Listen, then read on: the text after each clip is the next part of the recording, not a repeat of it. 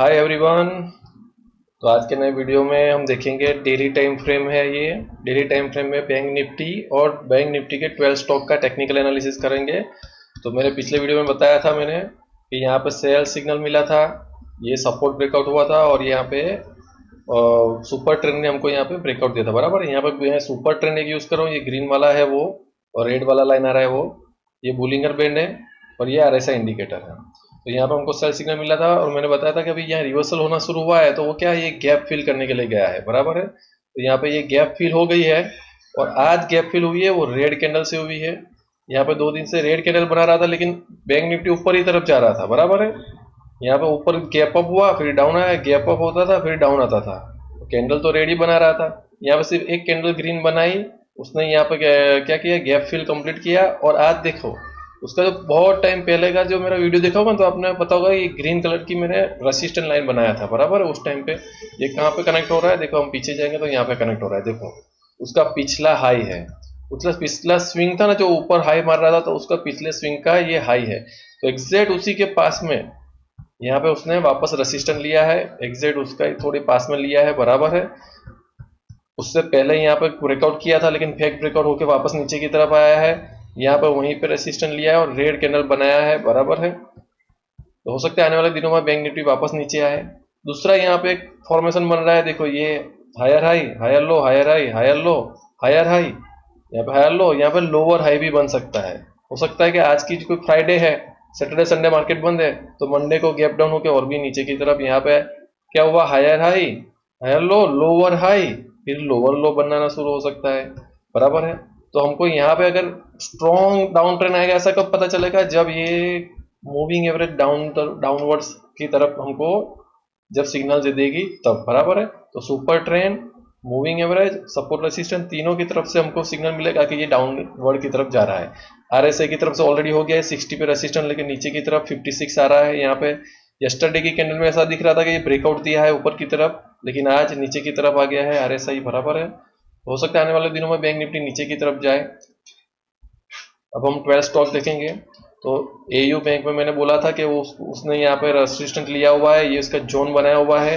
उसका पिछला यहाँ पे क्या है, डाउन ट्रेंड चल रहा है, यहाँ से बड़ा डाउन ट्रेंड चल रहा है, तो ये डाउन ट्रेंड की तरफ आएगा। बराबर है, कल उसने ट्राई किया था ऊपर की तरफ जाने का लेकिन वो फेक ब्रेकआउट ही था, वापस नीचे की तरफ आज रेड कैंडल बनाया है।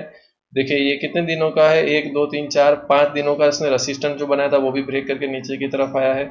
तो यहाँ पे मैंने बोला था 560 के पे हम बाय करेंगे जब ये ऐसा कंसोलिडेशन जब होगा तब। बराबर है, यहाँ पे ऐसा वापस कंसोलिडेशन होगा तो हम छोटा सा रिस्क लेंगे। बराबर है, 5-10 रुपए का, और 5-10 रुपए के रिस्क पे यहाँ पे हम बाय करेंगे 560 के आसपास। बराबर है, और वहां से अगर रिवर्सल आएगा तो 600 तक का हमारा टारगेट रहेगा पहला।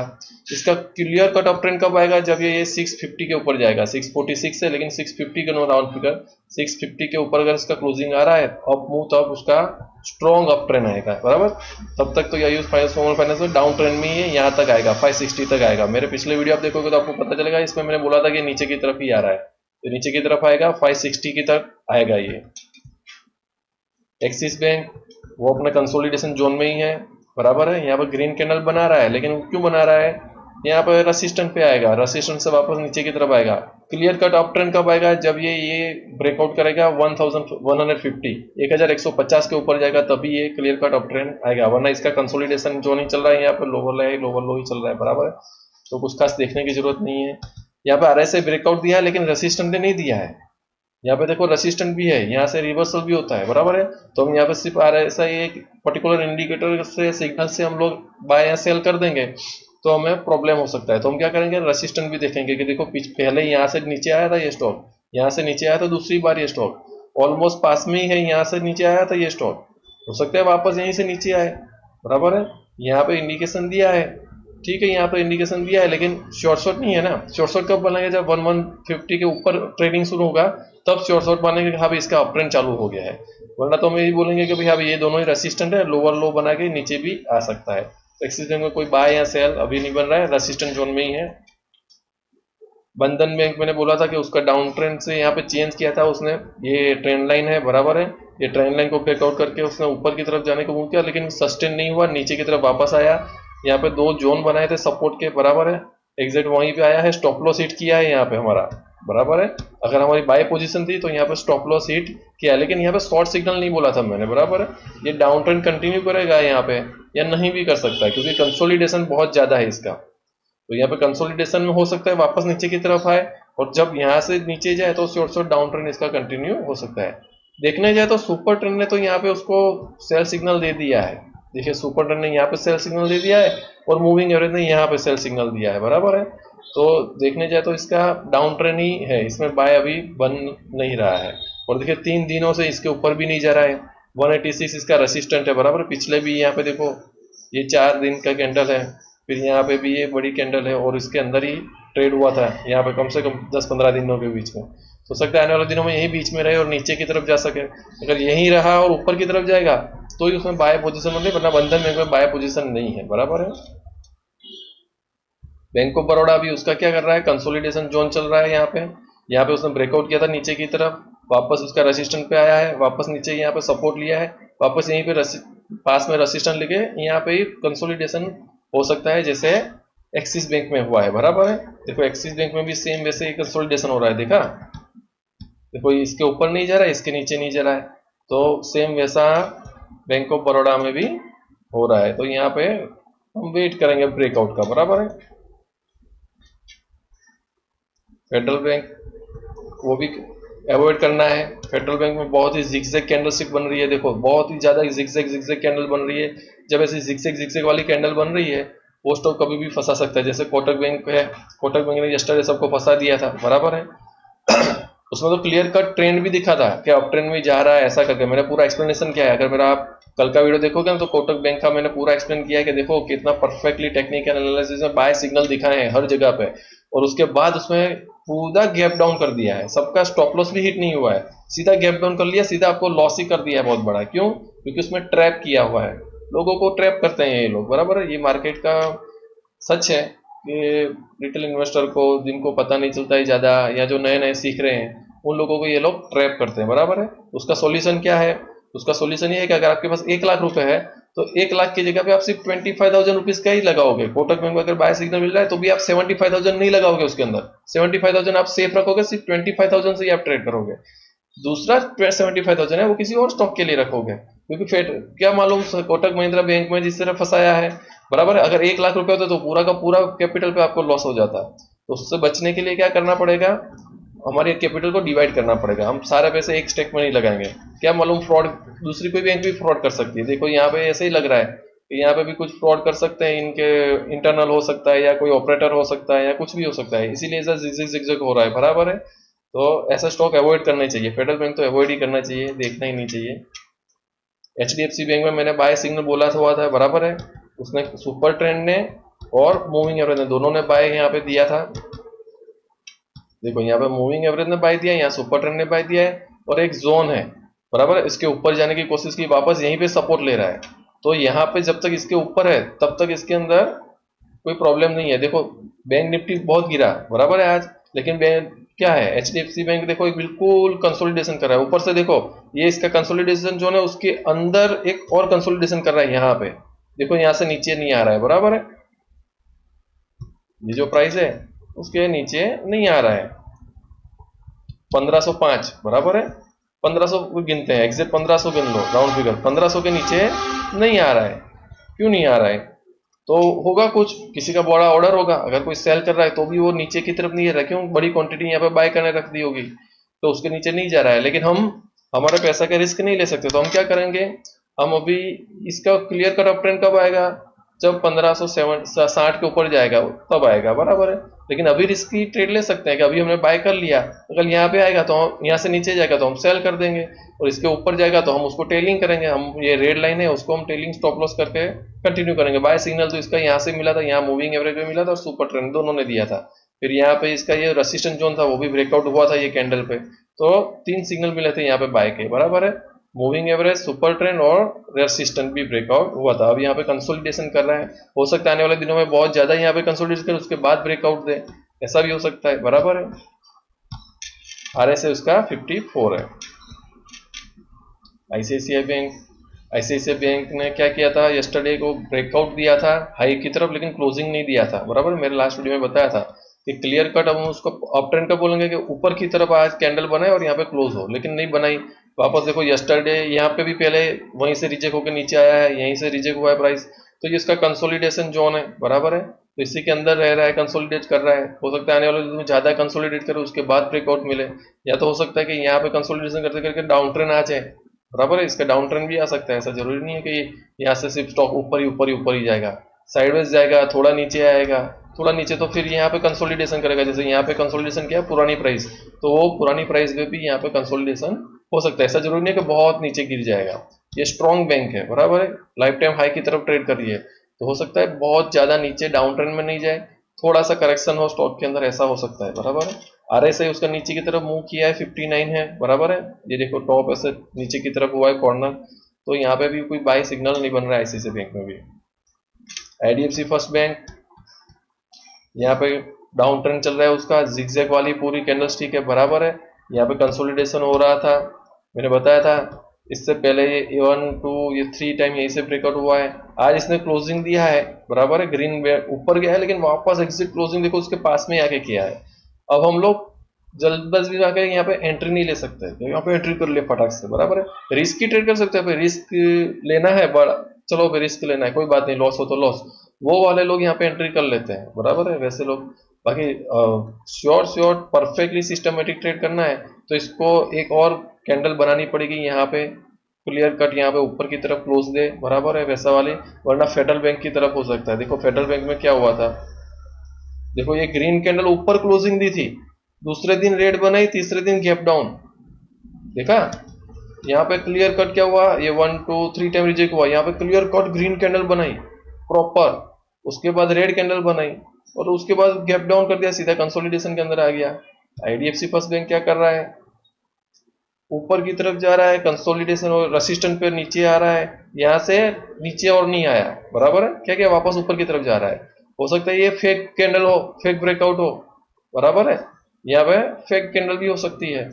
ये कंफर्मेशन कब मिलेगा, यहाँ पे दूसरी कैंडल प्रॉपर ग्रीन बने और उसके ऊपर कंटिन्यू चले, जैसे ये ग्रीन कैंडल बनी ऐसे ऊपर की तरफ जा रहा है, तब यहाँ पे होगा। लेकिन रेसिस्टेंट पे हो तो मतलब ये रिस्की है, ये फेक ब्रेकआउट भी हो सकता है, वापस नीचे की तरफ भी जा सकता है, क्योंकि उसका मेन ट्रेंड तो डाउन ट्रेंड की तरफ ही है, बराबर है। इसका क्लियर कट अप ट्रेंड कब शुरू होगा, जब इसके ऊपर प्रॉपर कैंडल क्लोज होगी, तब ग्रीन वाली 85 के ऊपर इसके बाय आएगा। अभी इसके ऊपर बाय नहीं आया है, RSI ने ब्रेकआउट दिया है, उसका 63 है, लेकिन देखो पहले भी यहाँ पे RSI ने ब्रेकआउट दिया था और यहाँ पे ग्रीन बड़ी कैंडल बनाई थी, और देखो क्या हुआ, इससे भी ज्यादा ऊपर गया था, 65 तक गया था RSI, बराबर है, तो नीचे आ गया था वापस कंसोलिडेशन में। तो देखना पड़ेगा आने वाले दिनों में ये हमको कौन सी कैंडल दिखा रहा है आगे, उसके बाद ही पता चलेगा इसका अप ट्रेंड है या डाउन ट्रेंड है।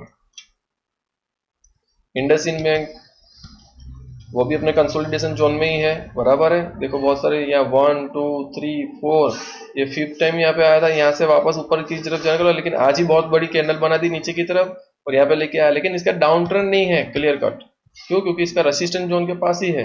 आने वाले दिनों में यहाँ पे छोटी कैंडल बनाएगा, हो सकता है ऐसी फेक ब्रेकआउट भी दे नीचे की तरफ, बराबर, वापस यहाँ पे कंसोलिडेशन करे, और ऐसा हो सकता है। या तो सच में इसमें अगर कुछ अंदर से जो बड़ा प्लेयर है वो निकलना चाहता है और वो इस प्राइस में नहीं मिल रहा है उसको लैंड, तो वो नीचे की तरफ भी बेचेगा, तो नीचे की तरफ भी जा सकता है, बराबर है। यहाँ पे RSI ने भी नीचे की तरफ ब्रेकआउट दिया, लेकिन पहले भी 1 टाइम 2 टाइम या 3 टाइम दिया है, वो वापस इसी की प्राइस इसी के अंदर जोन में आ रहा है, तो इस बार भी ब्रेकआउट दिया है 36 RSI ने, लेकिन रेसिस्टेंट सपोर्ट है, सपोर्ट के नीचे नहीं आया है, बराबर है। तो ये अभी भी साइडवेज ही गिना जाएगा इसमें। कोटक बैंक में तो ट्रैप कर दिया था, मैंने पूरा एक्सप्लेन किया है कि देखो यहाँ पे प्रॉपर ये डाउन ट्रेंड चल रहा था, ट्रेंड लाइन ब्रेकआउट दिया, यहाँ पे higher high higher low higher high higher low higher high बनाया है, यहाँ पे मूविंग एवरेज ने भी बाय दिया है, यहाँ पे सुपर ट्रेंड ने भी बाय दिया है, ये इसका पिछला रेसिस्टेंट था उसको भी ब्रेकआउट करके ऊपर की तरफ दिया है, ये प्रॉपर ट्रैप किया है, बराबर है। टेक्निकल एनालिसिस वालों को भी, ये किसी बड़े प्लेयर ने या तो उन्हीं के मेंबरों ने यहाँ पे ट्रैप किया है। आज यहाँ इसका लॉन्ग टर्म व्यू देखते हैं, वीकली टाइम फ्रेम देखते हैं, बराबर है। तो वीकली टाइम फ्रेम में भी देखें तो उसका रेसिस्टेंस कहाँ पे आ रहा है, यहीं पे आ रहा है, देखो ये 1 ये 2 ये 3, बराबर है। इसने इसका वीकली टाइम फ्रेम का रेसिस्टेंस भी सपोर्ट को ब्रेकआउट किया है नीचे की तरफ। आने वाले दिनों में ये हो सकता है वापस यहाँ पे डाउन ट्रेंड पकड़े ऐसा वाला, बराबर है, ये ऐसे नीचे आ सकता है यहाँ तक, क्योंकि इसने कितने सालों से 2020 से 24 4 सालों से यहाँ पे देखो साइडवेज है इसका जोन, 4 सालों से ऊपर गया ही नहीं है। 4 साल यहाँ पे 2020 है, देखो यहाँ पे 2020 में इसने यहाँ पे हाई लगाया है, ये तो फेक ब्रेकआउट ही गिना जाएगा। क्यों? क्योंकि थोड़ा थोड़ा सा ऊपर गया है, वापस नीचे की तरफ ही आ गया है, देखा। सेम वैसे ही यहाँ पे उसने ट्राई किया है, यहाँ पे भी किया है, और इस बार इसने डाउन ट्रेंड लिया है। तो लॉन्ग टर्म के लिए भी Kotak Mahindra bank down trend की तरफ है, लॉन्ग टर्म का भी उसका सपोर्ट उसने जो है वो ब्रेकआउट किया है, नीचे की तरफ क्लोज किया है। और आज की जो कैंडल है फ्राइडे, बराबर, मतलब वीकली कैंडल भी क्लोज हो गई है, नीचे की तरफ भी क्लोज दी है और बड़ी रेड कैंडल से क्लोज की है। आने वाले दिनों में इसका यही डाउन ट्रेंड चालू रहेगा कोटक महिंद्रा बैंक का। और मेरे वीडियो देख के अगर आपने ट्रेड लिया है तो मैं सजेस्ट करूंगा आप इमीडिएटली निकल जाएं, क्योंकि इसमें बकायदा टेक्निकल एनालिसिस वालों को फुल बनाया है, उल्लू बनाया है।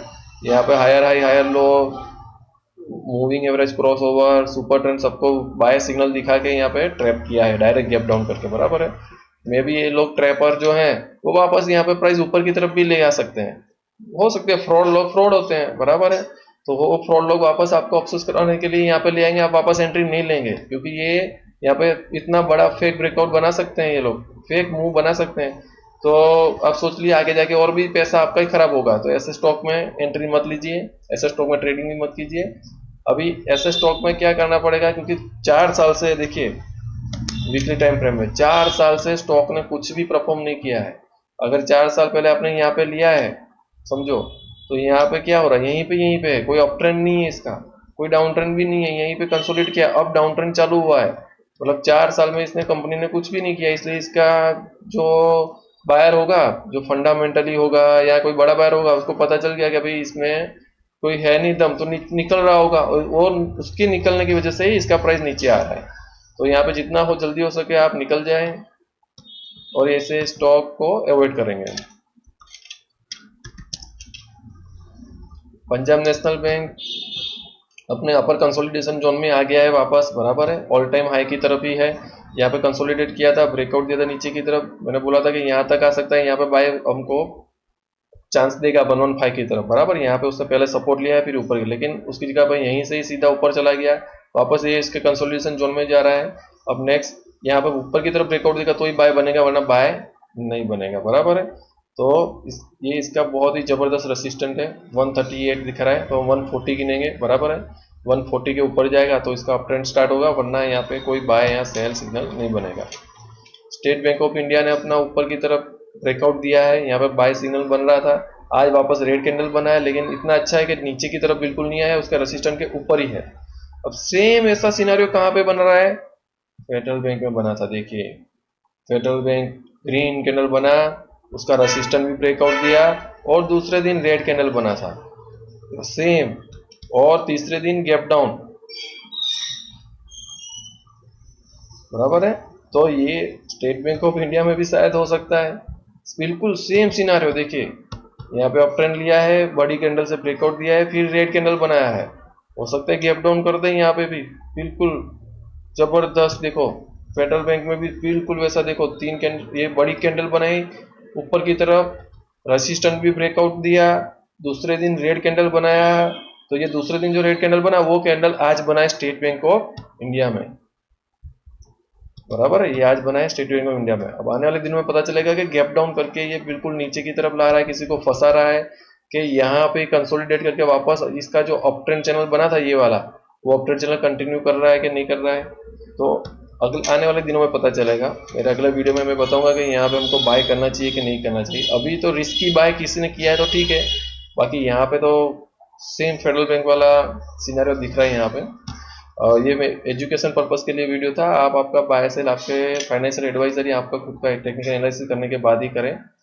लेकिन आज बहुत ही ज़बरदस्त चीज़ इसमें मैंने कैच की है स्टेट बैंक ऑफ इंडिया में, सेम वैसा फेडरल बैंक में सिनेरियो हुआ था। आप देखते हैं कि फेडरल बैंक की तरह डाउन आता है ज़बरदस्त, कि यहीं पे कंसोलिडेट के अप ट्रेंड देता है स्टेट बैंक ऑफ इंडिया, ठीक है। Okay, thank you friends.